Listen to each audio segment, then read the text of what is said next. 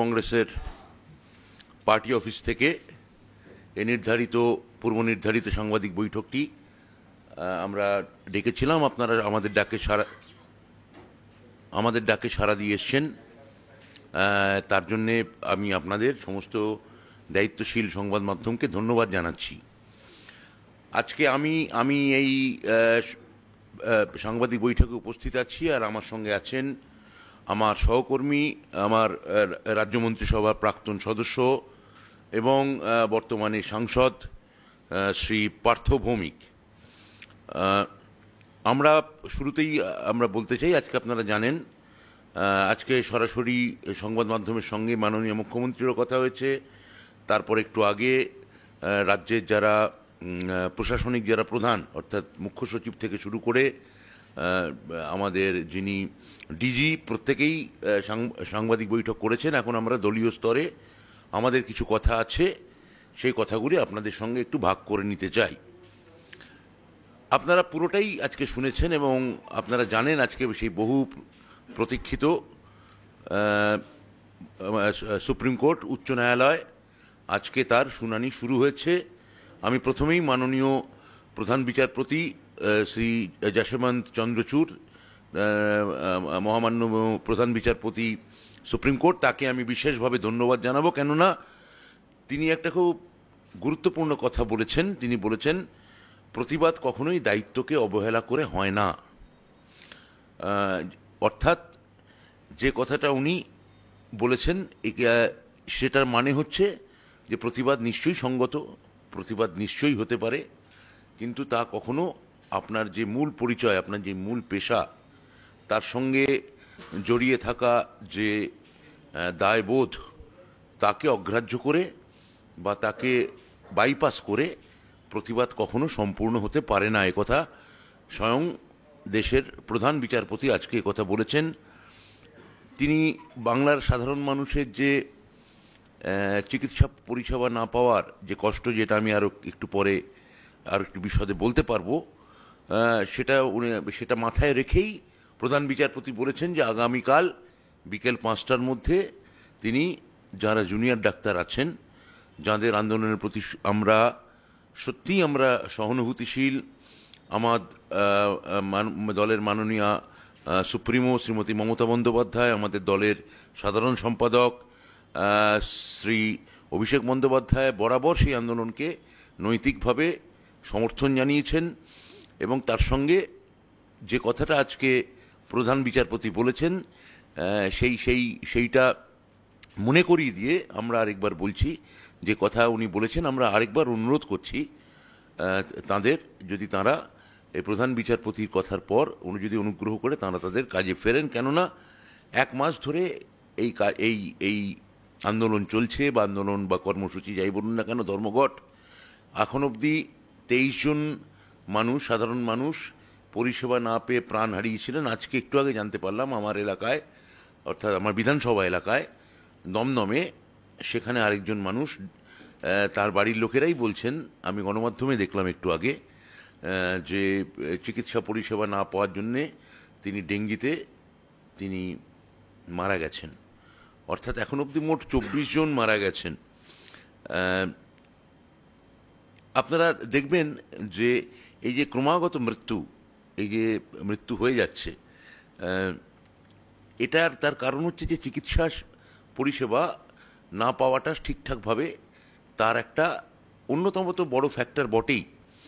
আমাদের সাধারণ সম্পাদক অভিষেক বন্দ্যোপাধ্যায় গত 6 তারিখে এই নিয়ে একটা টুইট করেন, যেখানে তিনি বলেছিলেন যে তিনি এই প্রত্যেক দিন এই কর্মবিরতির কারণে যে পরিমাণে প্রাণহানি হচ্ছে সেদিকে তিনি দৃষ্টি আকর্ষণ করে বলেছিলেন যে এটা মৌলিক দায়িত্বের মধ্যে পড়ে। মানবতার যে দাবি, তার বিরুদ্ধে মৌলিক কর্তব্য যেটা পালন করা মানবতার পক্ষে, সেটা তার বিরুদ্ধে যাচ্ছে। আপনারা দেখবেন যে অভিষেক বন্দ্যোপাধ্যায়ের এই টুইট নিয়ে সেই সময় বেশ কিছু বিপক্ষ রাজনৈতিক দল সেইটা নিয়ে জলঘোলা করার চেষ্টা করেছিল, বাধা জানিয়েছিল। কিন্তু যে কথা অভিষেক বন্দ্যোপাধ্যায় বলেছিলেন আজকে প্রধান বিচারপতি, প্রায় সেই কথাই বলেছিলেন যে আন্দোলন, প্রতিবাদ সবই হতে পারে, কিন্তু তা দায়িত্বকে সরিয়ে রেখে নয়। ফলে সুপ্রিম কোর্টের আজকের রায় বা আজকের বক্তব্য, যে ভার্ডিক্ট উনি দিয়েছেন, সেটা ওনারা দিয়েছেন, সেটা থেকে বোঝা যাচ্ছে যে এই টুইটটা একেবারে যথাযথ এবং সঙ্গত ছিল। আমি এরপর আমি আমি আরও কিছু কথা বলবো। আমি খালি তার আগে একটা তথ্য দিয়ে নিই, সেটা হচ্ছে যে তারপর আমি পার্থভূমিককে বলতে বলবো যে আজকে আপনারা দেখেছেন যে মুখ্য সচিব একটু আগে জানিয়েছেন যে যে যে দাবিগুলি জুনিয়র ডাক্তার বন্ধুরা করেছিলেন, অর্থাৎ সিসিটিভি ক্যামেরা স্থাপন, তার জন্য একটা উদ্যোগ নেওয়া, নিরাপত্তা বাহিনীতে মহিলা কর্মীদের অন্তর্ভুক্তি, অতিরিক্ত শৌচাগার, রেস্টরুম, বিশ্রাম কক্ষ ইত্যাদির এই অর্থাৎ যে পরিকাঠামোগত যে দাবিগুলি ওনাদের ছিল, তার জন্যে একটু আগেই রাজ্যের মুখ্য সচিব জানিয়েছেন যে তারা তার জন্যে একটা একটা একটা একটা বড় একটা বিস্তৃত একটা স্ট্যাটাস রিপোর্ট দাখিল করছে, এবং এগুলো প্রত্যেকটা এটা তৈরি করা হবে এবং তার জন্য সরকারি তহবিল থেকে তার জন্য অর্থ মঞ্জুর করা হবে। সিআইএসএফ থাকার ব্যবস্থা নিয়ে আজকে মুখ্যমন্ত্রী ডিটেলে বলেছে, আমি আর সেই মানে তার মধ্যে আর যাচ্ছি না। মুখ্যমন্ত্রী খুব বিশদেই আজকে প্রশাসনিক বৈঠক থেকে সংবাদ মাধ্যমের সঙ্গে যখন কথা বলছিলেন তিনি জানিয়েছেন যে এবং এইটুকু আমি আবার বলতে চাই যে এই কর্মবিরতির কারণে প্রায় লক্ষাধিক মানুষ এই পরিষেবা থেকে বঞ্চিত হচ্ছে। প্রায় 6.5 লাখ সার্জারি, অস্ত্রোপচার, খুব গুরুত্বপূর্ণ অস্ত্রোপচার, যেটা না হলে মানুষের জীবন সংশয়ে পড়তে পারে, এই ধরনের প্রায় 6.5 লাখ রোগী এই মুহূর্তে তারা এই একটি শল্য চিকিৎসার জন্যে, একটি ছুরির জন্যে, ডাক্তারের একটি প্রাণদায়ী ছুরির জন্যে তাকিয়ে আছেন, যে তারা বলছেন যে আপনারা যদি অনুগ্রহ করে প্রাণ বাঁচান। সেই 6.5 লাখ রোগী, তাদের এখনও সার্জারি হয়নি, সেটাও তারা অপেক্ষা করছেন। তো আপনারা জানেন যে আপনাদের আন্দোলন, সেখানে আমার মুখ্যমন্ত্রী, আমাদের দল, আমাদের সর্বভারতীয় সাধারণ সম্পাদক বারবার করে বলেছেন যে এগুলি আমরা সমর্থন করছি, এবং যে যে যে অপূরণীয় ক্ষতি হয়েছে এই জুনিয়র ডাক্তারের মৃত্যু, সেটা আমরা সবসময় সমবেতী, আমরা সবসময় তার সঙ্গে সহমর্মিতা, সমবেদনা সব জানাচ্ছি। কিন্তু আপনাদেরও আমরা অনুরোধ করছি আজকে প্রধান বিচারপতির রায়ের পরে, যে দয়া করে অনুগ্রহ করে আপনারা এই কথাটাকে আপনাদের রেকর্ডিংয়ে বা আপনাদের বিবেচনার মধ্যে আপনারা অনুগ্রহ করে নিয়ে আসুন। এইটা আমাদের আপনাদের প্রতি স্বনির্বন্ধ অনুরোধ। আমি শ্রী পার্থভূমিককে কিছু কথা বলতে বলছি, তারপর আবার আমি বলবো। ধন্যবাদ। পশ্চিমবঙ্গ সরকারের মাননীয় মন্ত্রী শ্রী ব্রাত্য বসু। হ্যালো, ধন্যবাদ পশ্চিমবঙ্গ সরকারের মাননীয় মন্ত্রী শ্রী ব্রাত্য বসুকে, এবং অতি অবশ্যই আপনাদের যারা আমাদের এই প্রেস কনফারেন্সে উপস্থিত হয়েছে। সবচেয়ে দুঃখজনক ব্যাপার হচ্ছে এইটা, যে মূল যে ইস্যু, আপনারা লক্ষ্য করে দেখুন সেই ইস্যু থেকে আমরা কত দূরে সরে গেছি। আমাদের প্রত্যেকটা মানুষের চাওয়া ছিল যে যারা আমার ছোট বোনকে আর্জি করে খুন করেছে, ধর্ষণ করেছে, তার বিচার হোক, এবং সেটা কত তাড়াতাড়ি লোকসমক্ষে আসবে। আর আজকের যে কোনো আলোচনার টপিক সেটাকে বাদ দিয়ে অন্যান্য ক্ষেত্রে হচ্ছে। 27 দিন চলে গেল সিবিআই এর হাতে তদন্ত, 648 ঘন্টা কেটে গেল সিবিআই এর হাতে তদন্ত। আজকেও সুপ্রিম কোর্ট পার্টিকুলারলি সিবিআইকে বলেছে আবার নির্দিষ্ট রিপোর্ট জমা দিতে। দুদিন আগে ব্যাংশাল কোর্টে যখন জেল হেফাজতের পর আসামিকে নিয়ে যাওয়া হয়েছিল, সিবিআইয়ের যিনি আইনজীবী তিনি উপস্থিত হতে পারেননি। তার মানে মূল যে ঘটনা, সেই ঘটনা থেকে কি আমরা চোখ ঘুরিয়ে নেব, আমরা মুখ ফিরিয়ে নেব? এই ঘটনাকে কেন্দ্র করেই তো জুনিয়র ডাক্তারদের আন্দোলন। ওনারা স্বাস্থ্য ভবনে গেছিলেন, ওনাদের যে প্রাথমিক দাবি ছিল স্বাস্থ্য ভবন মেনে নিয়েছে। তারপরে ওনারা যে দাবি করেছিলেন, বাংলার মাননীয় মুখ্যমন্ত্রী তিনি নিজে বলেছেন যে সব দাবি মেনে নেবার পরেও ওনাদের যদি আরও কিছু বলার থাকে, আমার আলোচনার দরজা খোলা। ওনারা আলোচনায় আসুক, ওনাদের কি কি বলার আছে আমরা আলোচনার জন্য দরজা খোলা রেখেছি। ডাক্তারবাবু, আপনারা তো এটা মনে রাখবেন যে গ্রামের গরিব মানুষ আপনাদের ভগবান মনে করেন, তারা মনে করেন আপনারাই তাদের জীবন ফিরিয়ে দিতে পারেন। যে মানুষগুলো, গরিব মানুষগুলো আপনাদের ভগবান মনে করেন, তাদের প্রতি ভগবানের মতো আচরণ করুন। আমরা শুধু এইটুকু অনুরোধ করতে এসেছি। আজকে নিয়ে 24টা মানুষ মারা গেল। এই 24টা মানুষের পরিবারে কি অন্ধকার নেমে এলো, আপনারা একবার চিন্তা করবেন না? একবার বিবেচনা করবেন না? আমরা বারংবার, কেউ একদিনের জন্য আমরা বলিনি যে ডাক্তারবাবুদের এই আন্দোলন অন্যায়। নিশ্চিতভাবে তারা নিরাপত্তা চাইতে পারে, এবং আমাদের সর্বভারতীয় সাধারণ সম্পাদক শ্রী অভিষেক বন্দ্যোপাধ্যায়, আপনারা জানেন, নিজে টুইট করে বলেছিলেন ডাক্তারবাবুরা কি চেয়েছেন, শুধু তো নিরাপত্তা, তাদের সেটা দেওয়া উচিত। প্রথম যিনি গলার আওয়াজ উঠিয়েছিলেন তার নাম অভিষেক বন্দ্যোপাধ্যায়। বাংলার মাননীয় মুখ্যমন্ত্রী বারংবার বলছেন আমার আলোচনার দরজা সবসময় খোলা। আপনাদের মাধ্যমে ডাক্তারবাবুদের কাছে আমাদের একটাই অনুরোধ, আপনারা গরিব মানুষের কাছে, যারা রুগী সেই মানুষদের কাছে ভগবান, দয়া করে ভগবান রূপে ফিরে আসুন। আরেকটা কথা বলতে চাই, যারা আজকে আপনারা জানেন যে একজন বিজেপির হয়ে প্রতিনিধিত্ব করা লোক, তিনি অভিষেক বন্দ্যোপাধ্যায় টুইট দিয়ে কিছু বলতে গেছিলেন। ছোটবেলায় একটা বাংলা প্রবাদ পড়েছিলাম, ন্যাড়া বারবার বেলতলায় যায়। আজকে দেখলাম সেই ন্যাড়া কিরকমভাবে ভৎসিত হলেন, এবং আমি দায়িত্ব নিয়ে বলছি সে আবার ওই কোর্টে যাবে, কারণ ন্যাড়া বারবার বেলতলাতেই যায়। আসলে বুঝতে হবে যে জায়গাটা কি, তার পেরিফেরি কি, সেই জায়গাটার ওজন কি, সেই জায়গাটায় বলতে গেলে আমাকে কতদূর সেই জায়গাটা সম্পর্কে অবহিত হতে হবে। কেউ যদি সুপ্রিম কোর্টে গিয়ে ভাবেন কোনো চ্যানেলে ডিবেটে বসেছেন, এটা বাংলারও লজ্জা। আর যেহেতু আমি বাংলায় থাকি, এটা আমারও লজ্জা যে একটা বাংলার একটা দলের হয়ে একজন সুপ্রিম কোর্টে প্রতিনিধিত্ব করছেন, তার এথিক্স জ্ঞানটাই নেই। আমি আবার পুরনো কথায় ফিরে আসছি, স্বনির্বন্ধ অনুরোধ ডাক্তারবাবুদের, আপনারা কাজে ফিরে আসুন। আপনাদের কাজের পরিবেশ, যদি কোথাও কোনো সমস্যা থাকে, সেই সমস্যা দূরীভূত করবে বাংলার মাননীয় মুখ্যমন্ত্রী মমতা বন্দ্যোপাধ্যায়।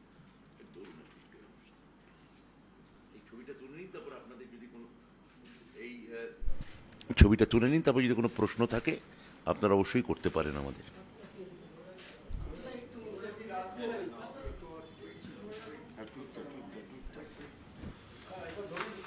আপনি ওটা ধরুন, আমি এটা ধরছি। আচ্ছা,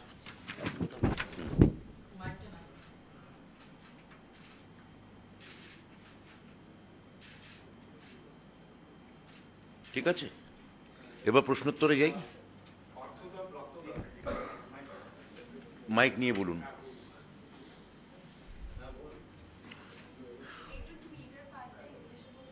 হ্যাঁ, বলে দেবো একটু পরে, এটা হয়ে যায়।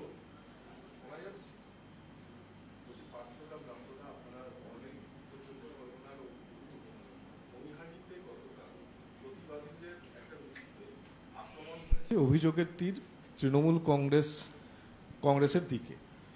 যখন আপনারা চিকিৎসকদের কাজে ফেরার জন্য আবেদন করছেন, স্বনির্বদ্ধ আবেদন করছেন, তো প্রতিবাদীদের মিছিলের ওপর এই আক্রমণটাকে কিভাবে দেখছেন? এটা দেখুন, এটা নিয়ে আমাদের সাংসদ ইতিমধ্যেই তার ফেসবুক পেজে প্রায় 1 ঘন্টা আগে একটা বিস্তারিত নোট দিয়েছেন। গতকাল ঘটনাটা কি ঘটেছে, এই ফেসবুক নোটটা আমি আপনাদের পড়ে নেওয়ার অনুরোধ করছি, এবং তার সঙ্গে যদি অতিরিক্ত কোনো সংযোজন করতে হয় তা আমি মাননীয় সাংসদকে বলছি। পার্থদা বলুন। আমি ফেসবুক পেজে ডিটেলসটাই লিখেছি। গতকালের আগে অবধি নৈহাটিতে এরকম প্রচুর রাজনৈতিক দল তারা তাদের রাজনৈতিক অবরোধ মিছিল সব করেছে। আবার কিছু প্রাক্তনীর নামে কিছু মিছিলও হয়েছে। গতকালও সমস্ত প্রাক্তনীদের নিয়ে একটা মিছিল ছিল। সেই মিছিলে প্রাক্তনী মানে কারা? যারা এক্স স্টুডেন্ট তারা। তা সেই প্রাক্তনীদের যারা যখন একসাথে পড়তেন তখন কেউ রাজনীতি করতেন না, কিন্তু প্রাক্তনী হয়ে যাওয়ার পরে প্রত্যেকের মধ্যেই নিজস্ব একটা রাজনৈতিক চেতনা আছে কিংবা তার একটা ধ্যান ধারণা আছে। 1 কিলোমিটার অবধি মিছিলটা সঠিকভাবে এসছিল। তারপরে ডক্টর তরুণ অধিকারী নার্সিংহোমের সামনে কেউ বা কারা ওই মিছিলের মধ্য থেকেই রাজনৈতিক স্লোগান দেয়। তখন ওই প্রাক্তনীদের মধ্যেই একদল লোক প্রতিবাদ করে এবং পুরো ঝগড়াটা হয় প্রাক্তনীদের মধ্যেই, বাইরে থেকে কেউ ছিল না। প্রাক্তনী যারা বিভিন্ন স্কুলের ছেলে মেয়ে তারাই নিজেদের মধ্যে ঝগড়া করে, চুলোচুলি করে। পুলিশকে আমি নিজে লিখিতভাবে অনুরোধ করেছি এবং পাবলিকলিও আজকে বলেছি, নৈহাটিতে সিসি ক্যামেরা আছে, সিসি ক্যামেরায় যাদের চিহ্নিত করা যাবে দলমত নির্বিশেষে সে যে দলেরই হোক তাকে যেন গ্রেপ্তার করা হয়। না না, প্রাক্তনীরা তো সব দলেরই হতে পারে। প্রাক্তনী আবার কোনো দলের হয় নাকি? একটা স্কুলে যখন ছাত্র ছিল তখন কেউ দল করে না। এখন সবার বয়স হয়ে গেছে, কেউ না কেউ দলের মনোভাব সম্পন্ন হতেই পারে। কালকে জহর সরকার পদ থেকে সিদ্ধান্ত ঘোষণার পরে বিভিন্ন সোশ্যাল মিডিয়াতে তৃণমূলের বিভিন্ন সমর্থকরা তারা একটা পোস্ট করতে শুরু করে যে তাদের বার্তা হচ্ছে যে সরকারের নেতৃত্বে অভিষেক বন্দ্যোপাধ্যায় আনা দরকার। এটাকে আপনারা কি বলতে? আমি এরকম কোনো বার্তার কথা জানি না, এবং এর মানে এটা জহর সরকারের পদত্যাগের সঙ্গে এর কি সম্পর্ক? হ্যাঁ, সেটাই তো হবে। এই জহরের বার্তা নিতে হবে সতর্কতা, অভিষেকদাকে দরকার, গড়তে বলিষ্ঠ সরকার, এই ধরনের। এটা পার্সোনাল ওপিনিয়ন কারোর হতে পারে, এটার সাথে দলের কোনো সম্পর্ক নেই। এই ব্যক্তিগত মতামত কেউ জানিয়েছেন, আমরা এগুলো কোনো এন্ডোর্স করছি না। এবং সত্যি কথা বলতে কি, আপনারা না দেখলে এটা যে ভাইরাল হয়েছে জানতেও পারতাম না। আপনারা জানালেন, আমরা জানলাম। আরেকটা বিষয়, যে ডিসি নর্থ তিনি নির্যাতিতার বাড়িতে গিয়ে টাকা দেওয়ার চেষ্টা করেছেন, এই অভিযোগে আজকে বিজেপি ডিসি নর্থের অফিসের সামনে আজকে বিক্ষোভ দেখায়, অবস্থান করে।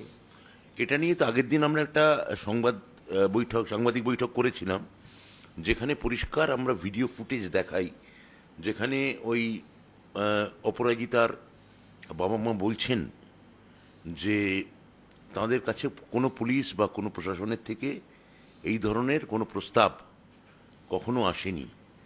এবং তাদের যে প্রাথমিক যে বক্তব্য বা বয়ান, এটাও আমরা বলি যে তারা এটা নিয়ে আমরা কোনো কাটাছেঁড়া করতে চাই না, আমরা ওই কথাকেই মান্যতা দিতে চাই।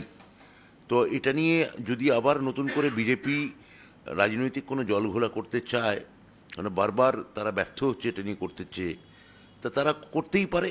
কিন্তু আমরা এক্ষেত্রে অপরাজিতা তার বাবা মার কথাটাই আমরা চূড়ান্ত বলে ধরব।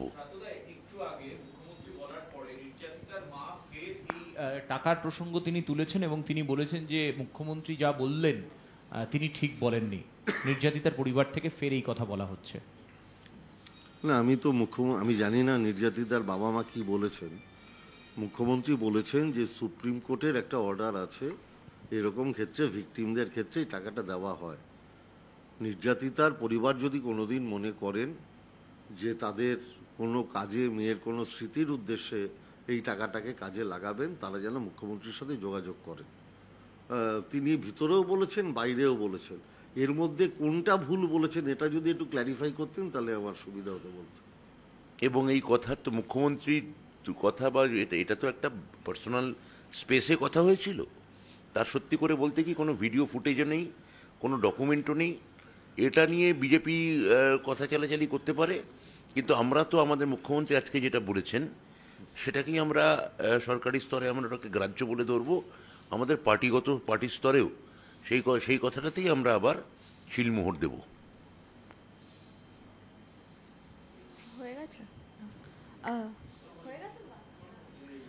Sir, in English, first of all, regarding Abhishek Banerjee's tweet, the Joint Forum of Doctors have asked for an unconditional apology for his tweet where he has mentioned that a patient have lost his life after bleeding for 3 hours.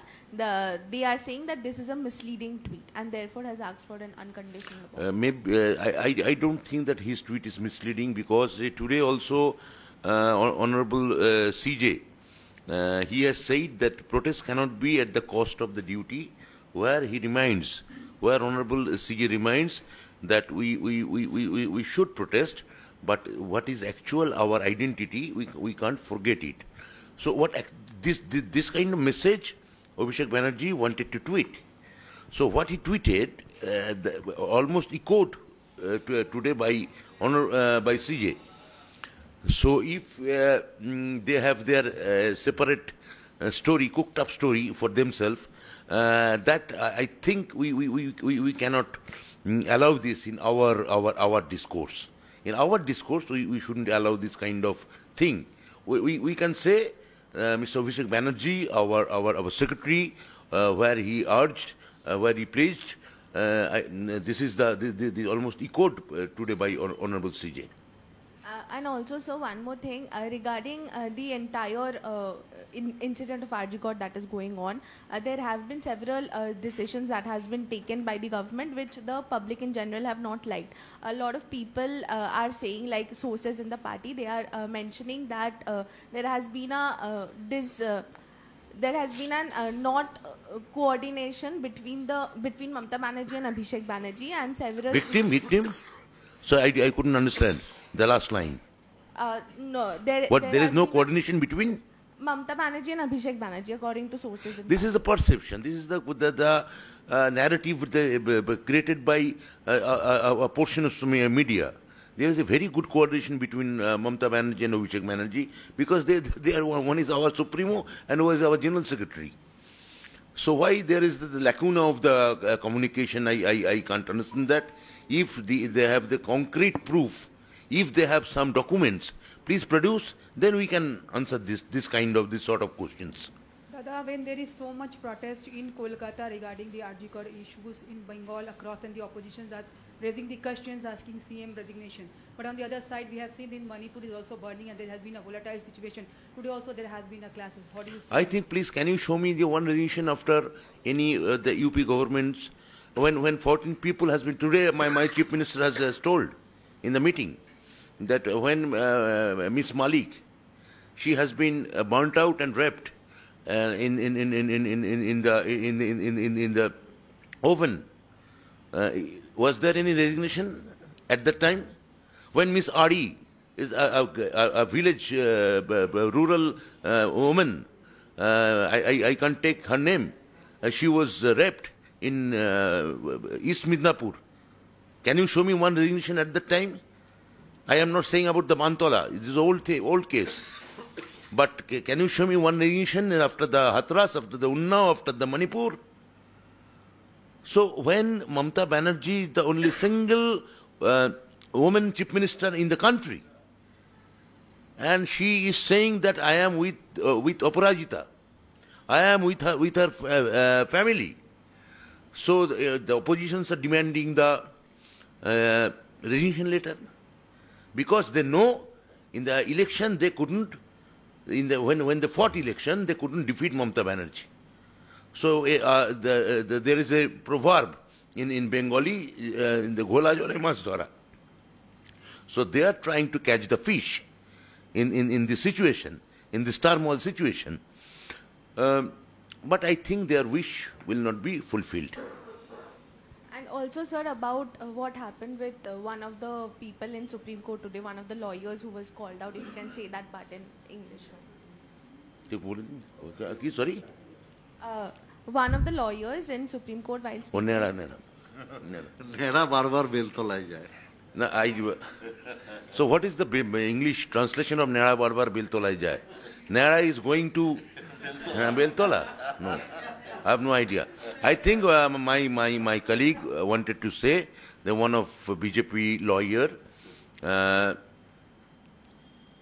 he misbehaved in Supreme Court today, and he was rebuked by Honorable CJ, and he took apology, and for that matter, my colleague said that there is a proverb, Nera Barbar Beltolai Jai. Nera is going to Beltola often.